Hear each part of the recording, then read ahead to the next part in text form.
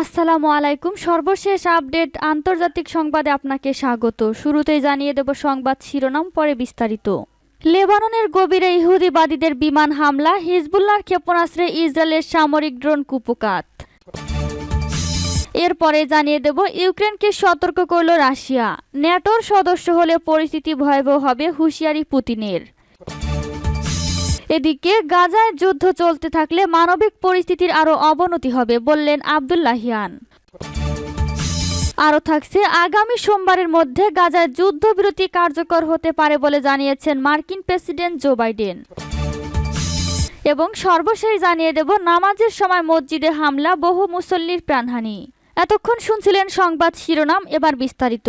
আজকের সংবাদ সম্পর্কে আপনার মূল্যবান মতামত লিখে জানান। জানিয়ে দিন কোন স্থান থেকে আমাদের সংবাদ শুনছেন অথবা দেখছেন। লেবাননের গভীরে ইহুদিবাদীদের বিমান হামলা, হিজবুল্লাহর ক্ষেপণাস্ত্রে ইসরায়েলের সামরিক ড্রোন কুপকাত। লেবাননের ইসলামী প্রতিরোধ আন্দোলন হিজবুল্লাহ দখলদার ইসরায়েলের একটি সামরিক ড্রোন ভূপাতিত করেছে। সংগঠনটি এক বিবৃতিতে বলেছে, আমাদের আকাশ প্রতিরক্ষা ইউনিট ইসরায়েলের একটি বৃহৎ আকারের হারমেস 450 মডেলের ড্রোন ভূপাতিত করেছে। দক্ষিণ লেবাননে এই ড্রোনটি ভূপাতিত করার জন্য ভূমি থেকে আকাশে নিক্ষেপযোগ্য ক্ষেপণাস্ত্র ব্যবহার করা হয়। হিজবুল্লাহর বিবৃতিতে আরও বলা হয়েছে, তাদের যোদ্ধারা সবসময় চোখ কান খোলা রাখবেন এবং সতর্ক থাকবেন। যখনই শত্রুর কোনো বিমান বা ড্রোন লেবাননের আকাশে প্রবেশ করবে, সেগুলোকে তাদের আগ্রাসী লক্ষ্য অর্জনের পথে বাধা দেওয়া হবে। এদিকে ইসরায়েল দাবি করেছে, তাদের একটি হারমেস ড্রোন হিজবুল্লাহর ক্ষেপণাস্ত্রে ভূপাতিত হওয়ার পর লেবাননের গভীর অভ্যন্তরে হিজবুল্লাহর কয়েকটি লক্ষ্যবস্তুতে বিমান হামলা চালানো হয়েছে। ইহুদিবাদী ইসরায়েল হারমেস 450 মডেলের ড্রোনকে গুপ্তচর বৃত্তি এবং হামলার কাজে ব্যবহার করে থাকে। হিজবুল্লাহ এই ড্রোন লক্ষ্য করে ক্ষেপণাস্ত্র ছুড়লে ইসরায়েলি বাহিনী সেটি ডেভিড সিলিং মিডিয়াম রেঞ্জ ক্ষেপণাস্ত্র প্রতিরক্ষা ব্যবস্থা দিয়ে ভূপাতিত করে। এর পরপরই হিজবুল্লাহর ছোড়া আরেকটি ক্ষেপণাস্ত্র ড্রোনটিকে আঘাত করে এবং শেষ পর্যন্ত ইসরায়েলের ড্রোনটি লেবাননের ভেতরে পড়ে। ইউক্রেনকে সতর্ক করল রাশিয়া, ন্যাটোর সদস্য হলে পরিস্থিতি ভয়াবহ হবে, হুঁশিয়ারি পুতিনের। ফের একবার ইউক্রেনকে সতর্ক করল রাশিয়া, ন্যাটোতে যোগ দিলে এর পরিণাম যে ভালো হবে না তাও স্পষ্ট করে বুঝিয়ে দিয়েছেন ভ্লাদিমির পুতিন। রাশিয়ার প্রেসিডেন্ট হুঁশিয়ারি দিয়ে বলেছেন, ইউক্রেন যদি ন্যাটোতে যোগদান করে এবং তারা যদি আর্টিকেল 5 কার্যকর করে, এর পরিণাম ভয়াবহ হবে।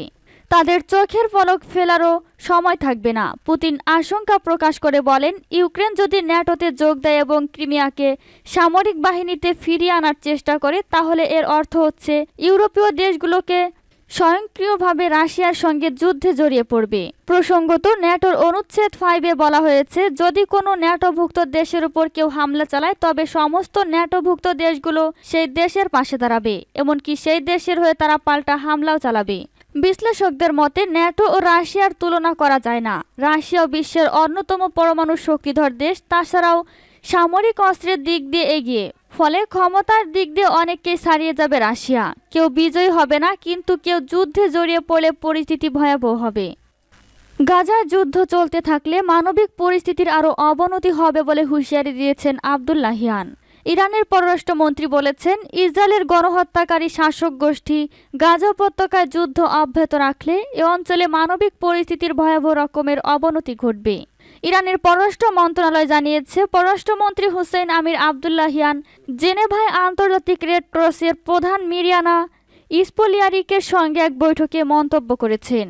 ফিলিস্তিন পরিস্থিতিকে তিনি অত্যন্ত জটিল এবং উদ্বেগজনক বলে উল্লেখ করে বলেছেন, দুর্ভাগ্যবশত রাজনৈতিক ভুল সিদ্ধান্তের কারণে গাজা সংকট নিরসনের রাজনৈতিক প্রচেষ্টা আলোর মুখ দেখতে পায়নি। ইরানের কূটনৈতিক পরিষেবার প্রধান আব্দুল্লাহিয়ান বেইরুত এবং দোহায় ফিলিস্তিনি প্রতিরোধ নেতাদের সঙ্গে তার সাম্প্রতিক বৈঠকের কথা জানান। বৈঠকে তিনি গাজা উপত্যকার পরিস্থিতিকে অত্যন্ত ভয়াবহ বলে উল্লেখ করেন। তিনি স্মরণ করিয়ে দেন, উত্তর গাজার 6 লাখেরও বেশি বাসিন্দা না খেয়ে দিন কাটাচ্ছেন। আমেরিকা যুদ্ধ কমানোর এবং যুদ্ধ বন্ধ করার ব্যাপারে কোনো কথাই বলছে না। এটাই প্রমাণ করে ওয়াশিংটন গাজা যুদ্ধের অবসান চায় না।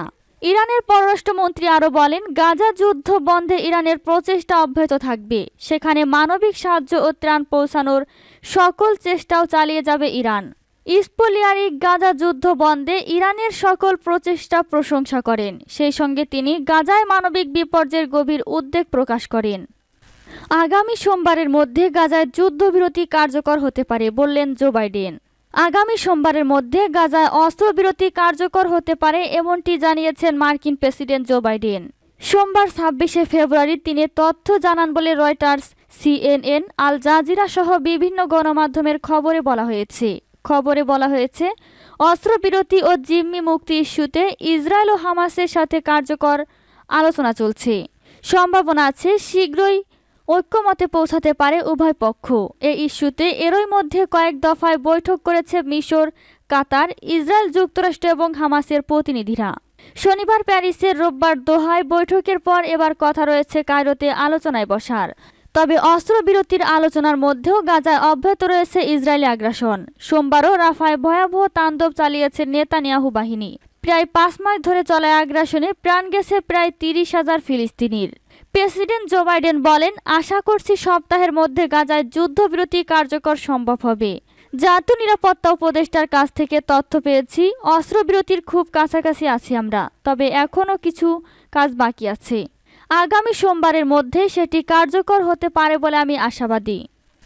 নামাজের সময় মসজিদে হামলা, বহু মুসল্লির প্রাণহানি। পশ্চিম আফ্রিকার দেশ বুর্কিনা ফাসোতে নামাজের সময় মসজিদে হামলার ঘটনা ঘটেছে। এতে বহু মুসল্লি নিহত হয়েছেন।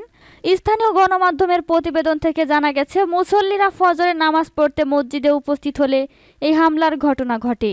এর আগে দেশটির একটি ক্যাথলিক গির্জায় হামলার ঘটনায় কমপক্ষে ১৫ জন নিহত হয়। বুর্কিনা ফাসোর কর্তৃপক্ষের বরাত দিয়ে গণমাধ্যমের প্রতিবেদনে বলা হয়েছে, গির্জায় হামলা চালিয়ে হত্যাকাণ্ডের ঘটনার একই দিনে একটি মসজিদে কয়েক ডজন লোককে গুলি করে হত্যা করা হয়েছে। ভোরে নামাজের সময় বন্দুকধারীরা দেশটির নাতিয়াবোয়ানি শহরের ওই মসজিদটি ঘিরে ফেলে। স্থানীয় এক বাসিন্দা বলেছেন, নিহতরা সবাই মুসলিম, তাদের বেশিরভাগই পুরুষ। বুর্কিনা ফাসোর 1/3-এরও বেশি এলাকা বর্তমানে ইসলামপন্থী বিদ্রোহীদের নিয়ন্ত্রণে রয়েছে। হামলাকারীরা ইসলামপন্থী যোদ্ধা বলে সন্দেহ করা হচ্ছে। তারা একই দিনে স্থানীয়ভাবে অবস্থানরত সৈন্য এবং মিলিশিয়াকেও লক্ষ্যবস্তু করবে, সূত্র BBC। যুদ্ধে ইউক্রেনের ৩১,০০০ সেনা প্রাণ হারিয়েছেন। যুদ্ধে ৩১,০০০ ইউক্রেনীয় সেনা প্রাণ হারিয়েছেন বলে দেশটির প্রেসিডেন্ট ভলোদিমির জেলেনস্কি জানিয়েছেন। তবে কতজন আহত হয়েছেন তার তথ্য দেবেন না বলে জানিয়েছেন তিনি, কারণ এটি রাশিয়ার সামরিক পরিকল্পনায় সহায়তা করতে পারে। রাশিয়ার সামরিক অভিযান শুরুর 2 বছর পূর্তির পরদিন রোববার এই হিসাব দিলেন ইউক্রেনের প্রেসিডেন্ট। জেলেনস্কি বলেন, এই যুদ্ধে ইউক্রেনের ৩১,০০০ সেনা প্রাণ হারিয়েছেন। রাশিয়ার প্রেসিডেন্ট ভ্লাদিমির পুতিন এ নিয়ে মিথ্যাচার করছেন। যাই হোক, এটা আমাদের জন্য অনেক বড় ক্ষতি। ভলোদিমির জেলেনস্কি জানান, রাশিয়ার দখলে থাকা ইউক্রেনের এলাকায় কয়েক হাজার বেসামরিক মানুষ মারা গেছে, তবে এর প্রকৃত সংখ্যা জানা যায়নি। তিনি আরো বলেন, তাদের মধ্যে কতজন মারা গেছে, কতজন নিহত হয়েছেন, কতজনকে হত্যা করা হয়েছে, নির্যাতন করা হয়েছে, কতজনকে বিসর্জিত করা হয়েছে তা আমি জানি না। খবর BBCর।